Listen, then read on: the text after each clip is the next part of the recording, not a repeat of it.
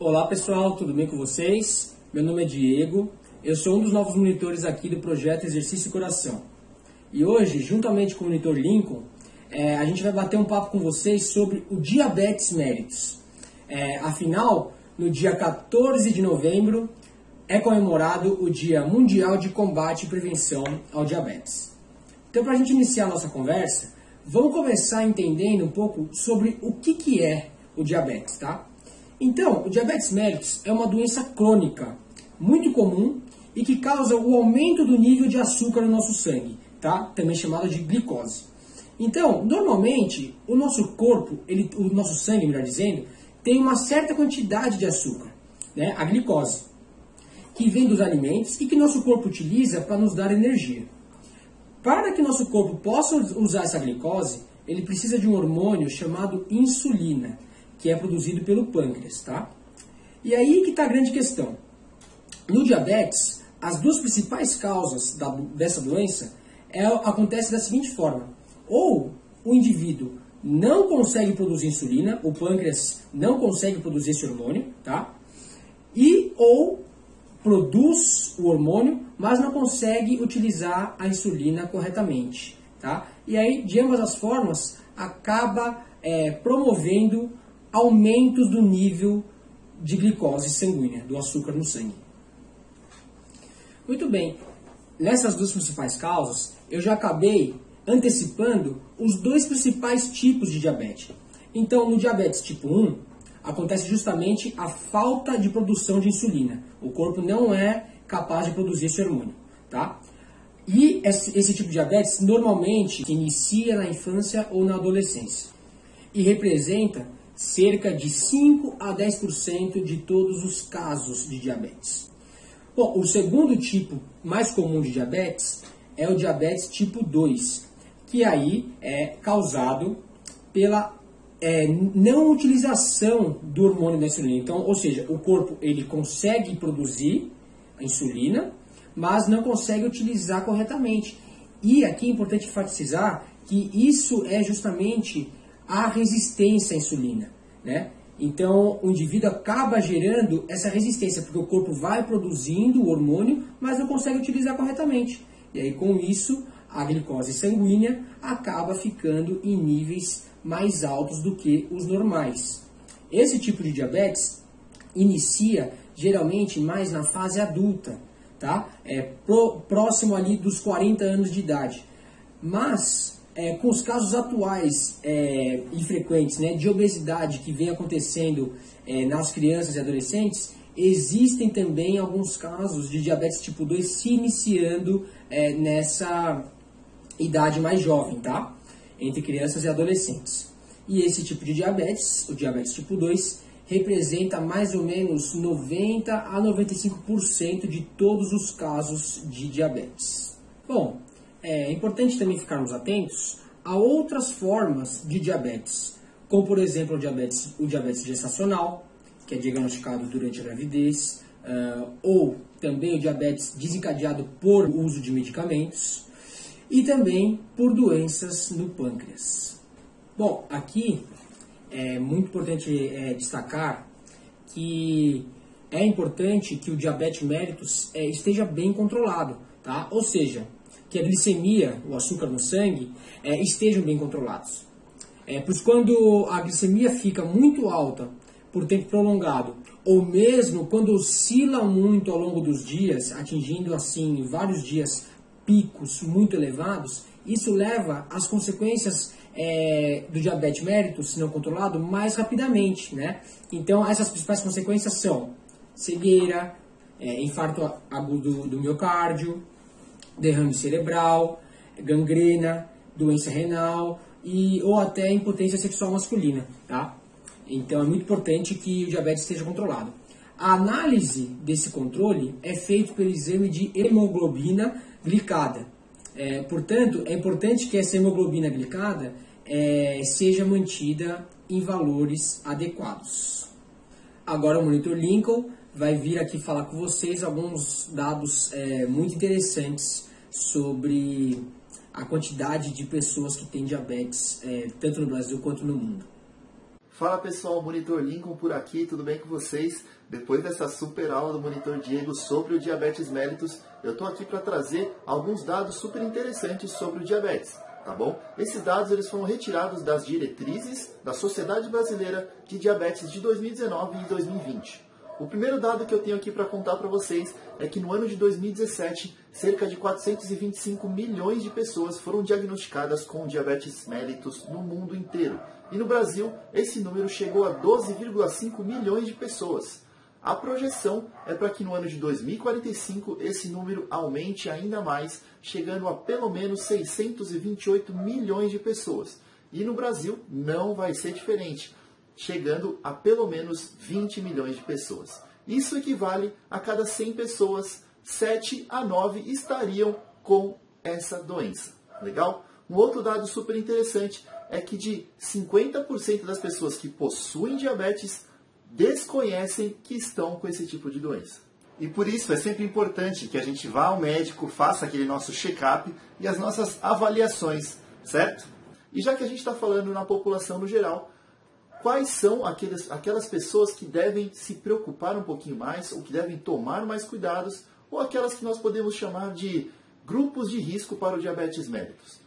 Entre eles estão pessoas obesas, pessoas acima de 45 anos, pessoas com hipertensão, mulheres durante a gestação, pessoas com triglicerídeos ou colesterol alterado, pessoas com parentes que possuem diabetes mellitus, pessoas com histórico de glicemia alterada, ou pessoas que são sedentárias. E, para quem não sabe o que é sedentarismo, corre lá no nosso canal do YouTube, que a gente tem uma super aula e ela é muito explicativa e vai falar direitinho para você o que é o sedentarismo e o que são comportamentos sedentários. Mas, já dando um breve spoiler para você, sedentarismo se refere àqueles momentos ou quando nós passamos grande parte do nosso dia em comportamentos chamados de comportamentos sedentários, como ficar, por exemplo, muito tempo deitado ou muito tempo sentado na frente do computador e televisão. Beleza? Daqui a pouco, então, o Diego está chegando aí para falar um pouquinho para vocês quais são as consequências de não ter o diabetes controlado. Bom, agora vamos conversar um pouquinho em relação aos tipos de tratamentos para o diabetes. Então, não existe remédio que pode curar o diabetes, né? Visto que é uma doença crônica. Entretanto, existem abordagens farmacológicas e não farmacológicas para combater essa doença. No caso do diabetes tipo 1, é necessário que a pessoa faça o uso de injeções de insulina, tá? Então, vai ocorrer a utilização farmacológica para o tratamento, tá? Já no caso do diabetes tipo 2, é possível, dependendo do caso, utilizar somente abordagens não farmacológicas, como, por exemplo, uma alimentação saudável e correta, né, adequada, juntamente com a prática de atividade física. Mas também é importante deixar claro que isso varia de caso em caso. Então, a pessoa que tem diabetes tipo 2 também pode ocorrer, né, a utilização tanto de insulina quanto de medicamentos, né?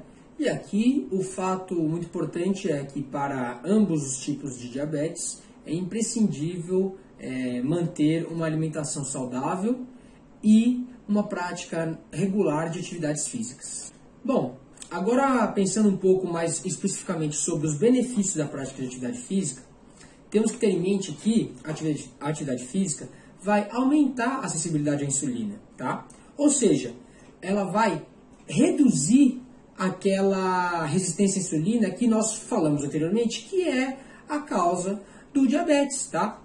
Com isso, vai acontecer uma diminuição da glicose sanguínea, da glicemia, mantendo dessa forma o diabetes controlado. Então, espera-se que, por exemplo, nesse momento, quando a pessoa que tem diabetes for fazer um exame de hemoglobina glicada, essa hemoglobina glicada se mantenha em níveis adequados, na normalidade. E além disso, a atividade física também age em outros aspectos que normalmente se associam à ocorrência do diabetes mellitus, como por exemplo, causa uma melhora no perfil lipídico, né? Uma diminuição dos níveis de colesterol, principalmente colesterol ruim, né? Que são o VLDL e o LDL, uma diminuição nos níveis de obesidade, ou seja, a atividade física promove um controle de peso corporal e também uma redução da gordura corporal, tá? Além disso, uma diminuição da pressão arterial, diminuição do estresse e, no geral, uma diminuição do risco cardiovascular do praticante, tá bom?